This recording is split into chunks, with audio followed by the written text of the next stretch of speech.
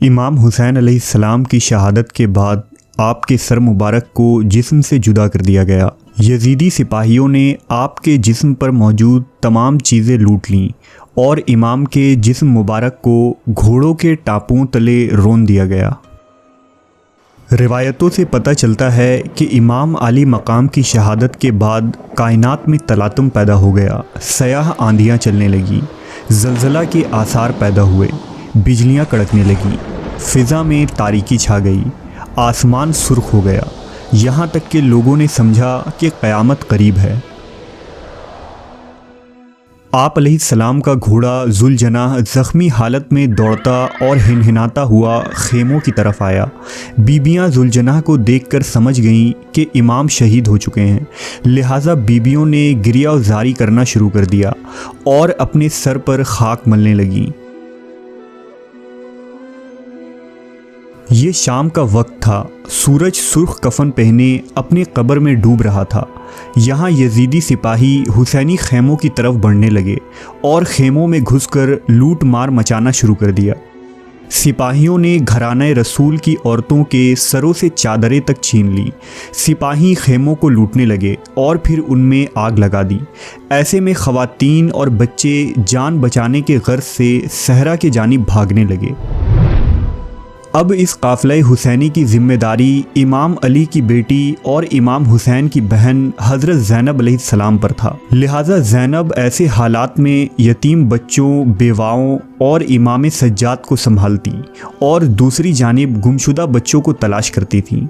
उस वक्त काफ़िला हुसैनी के तमाम मर्द शहीद हो चुके थे और सिर्फ इमाम हुसैन के बेटे इमाम सज्जाद यानी ज़ैनुल आबिदीन मौजूद थे, जो शदीद बुखार में मुब्तला थे और इतने कमज़ोर हो चुके थे कि चलने की भी सलाहियत बाकी न रही थी।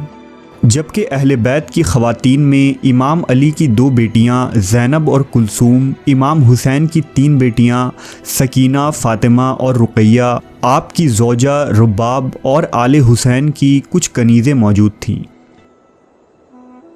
इमाम ज़ैनुल आबिदीन ने बयान किया कि अल्लाह की कसम, एक बार भी ऐसा नहीं हुआ कि मेरी नज़र मेरी फूफी ज़ैनब और मेरी बहनों पर पड़े और मेरे आंसू न टपके हों। मुझे याद आती है कि जब करबला में बीबियाँ एक खेमे से दूसरे खेमे की तरफ भागती फिरती थीं।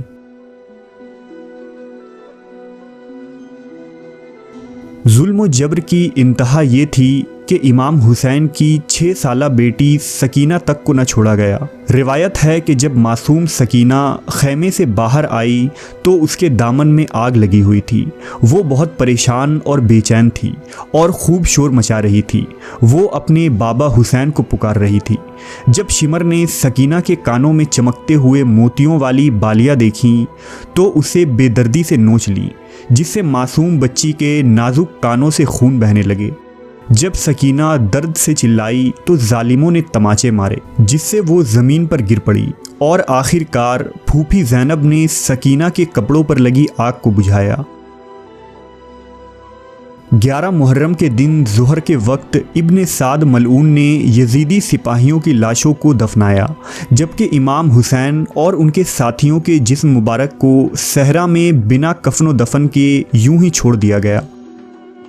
फिर ख़वातीन अहले बैत को जंजीरों और रस्सियों में असीर किया गया और कजावा ऊँट पर सवार करके उन्हें कूफा के जानिब ले जाया गया। अम्र बिन साद के हुक्म से असीरों को जानबूझकर उस जगह से गुजारा गया जहां इमाम हुसैन और आपके असहाब की कटी हुई लाशें बिखरी पड़ी थीं। इमाम के मक्तलगाह को देखकर ख़वातीन में वावेला मच गया। उनका सीना फट पड़ा और वो आहोजारी करने लगी। जब बीबी ज़ैनब की नज़र इमाम की लाश पर पड़ी तो रोते हुए बुलंद आवाज़ से बोली, या मोहम्मदा, ये वही हुसैन है जो आसमान के नीचे पड़ा है, खाक व खून में लथपथ है, जिसके जिस्म के टुकड़े कर दिए गए। या मोहम्मदा, तेरी बेटियों को असीर बनाया गया। और फिर बीबियाँ मातम करने लगीं।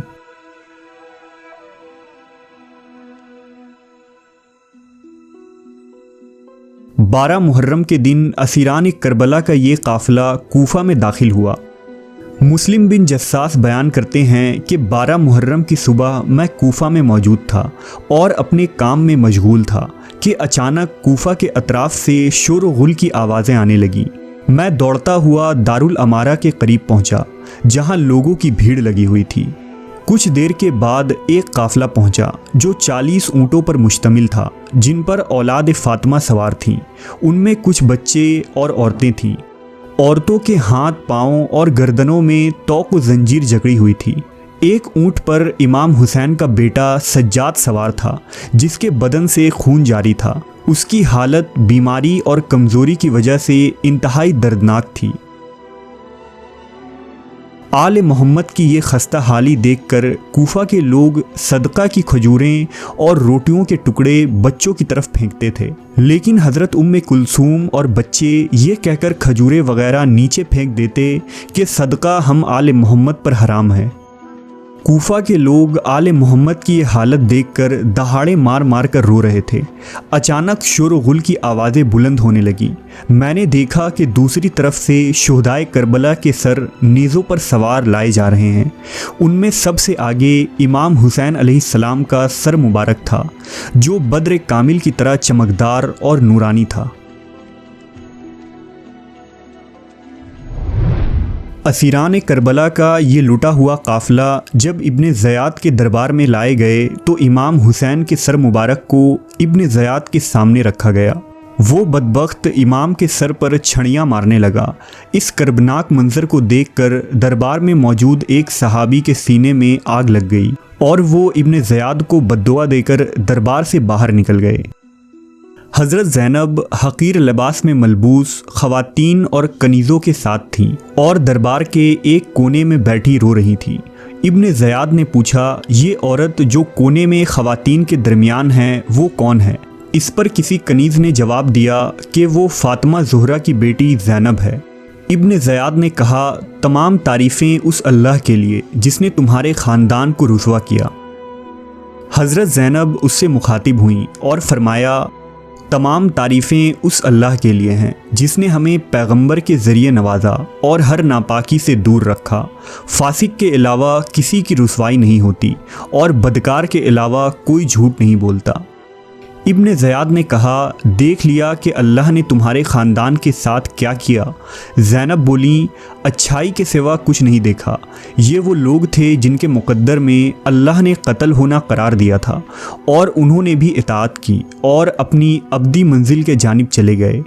इब्ने ज़याद बोला, अल्लाह ने तुम्हारे नाफरमान भाई हुसैन और उसके ख़ानदान और सरकश लश्कर को मार कर मेरे दिल को शिफा बख्शा है। ज़ैनब ने फरमाया, खुदा की कसम, तुमने हमारे बुज़ुर्ग को मारा, हमारे दरख्त को काटा और जड़ को उखाड़ा। अगर ये काम तुम्हारी दिली तस्कीन का बाअस हो तो तुमने शिफा को पाया। इस तौहीन पर इब्ने ज़याद ने गुस्से में कहा, ये भी अपने बाप अली की तरह माहिर ख़तीब है। उन असीरों को कुछ दिनों तक कूफा में ठहराया गया और फिर उमवी सल्तनत की दारुल हुकूमत दमिश्क की तरफ रवाना कर दिया गया, जहां यजीद बिन मुआविया फ़तह का जश्न मना रहा था और बेसब्री से इन असीरों के इंतज़ार में था। कूफा से दमिश्क एक लंबा सफ़र था जिसमें असीरान आले मोहम्मद के गर्दनों में बकरियों की तरह रस्सियां बांध कर चलाया गया और जानवरों की तरह हाँक कर तपते हुए सहरा में उन्हें चलने पर मजबूर किया गया। अगर इस दौरान थोड़ी सी भी सुस्ती होती तो उन्हें मारा जाता।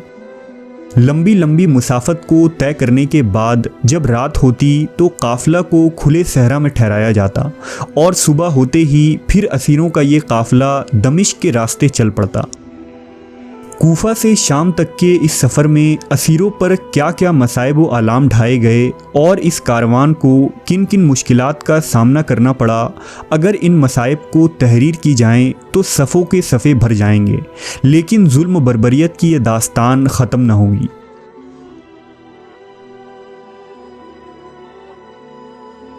इस तवील सफ़र में तकरीबन 40 मकामात पर पड़ाव डाला गया और ये काफ़िला 50 या 55 दिनों के बाद दमिश्क पहुंचा। असीरान करबला जब दमिश्क में दाखिल होने लगे तो इस मौके पर यजीद के हुक्म से पूरे शहर को सजाया गया और ये ऐलान कर दिया गया कि खलीफा वक्त के ख़िलाफ़ बगावत करने वाले का सर और उसके ख़वातीन व बच्चों को शाम लाया जा रहा है ताकि वो इबरत का निशान बन जाएं।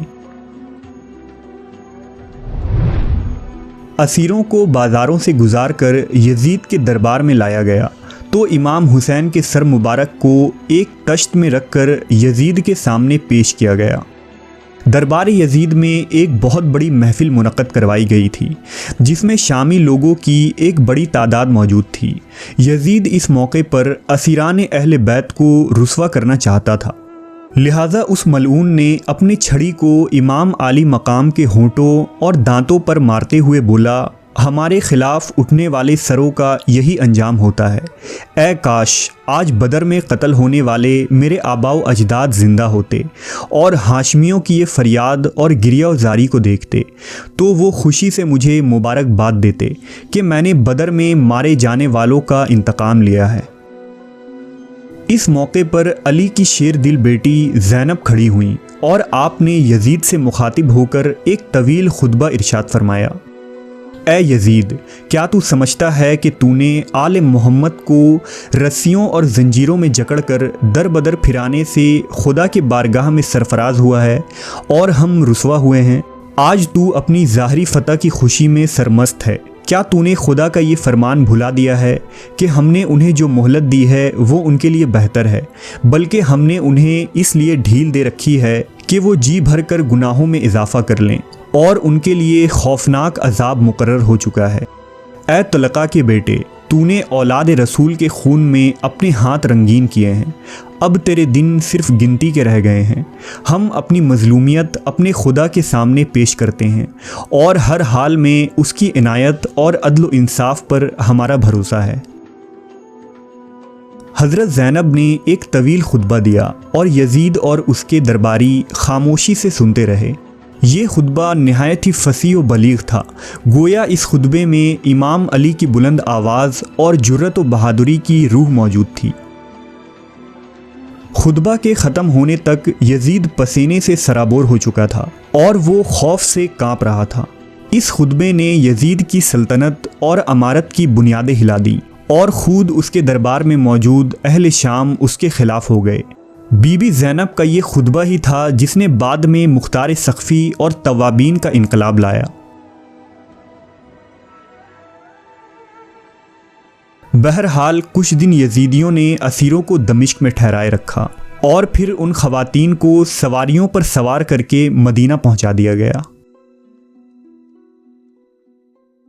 शहादत हुसैन का सबसे बड़ा सबक ये है कि जुल्म के आगे सर न झुकाया जाए और इंसान अपनी खुददारी और शर्फ को जालिम के कदमों में रोंदने के लिए न डाल दे। रसूल अल्लाह सल्लल्लाहु अलैहि वसल्लम की औलादों ने अपने लहू से हक़ व बातिल के दरमियान सच्चाई की जो लकीर खींची, उसने ये साबित कर दिया कि तारीख़ में वही लोग ज़िंदा रहते हैं जो जालिम, बातिल और जाबिर क़ुव्वतों के सामने सर झुकाने के बजाय सर कटाने का हौसला रखते हैं।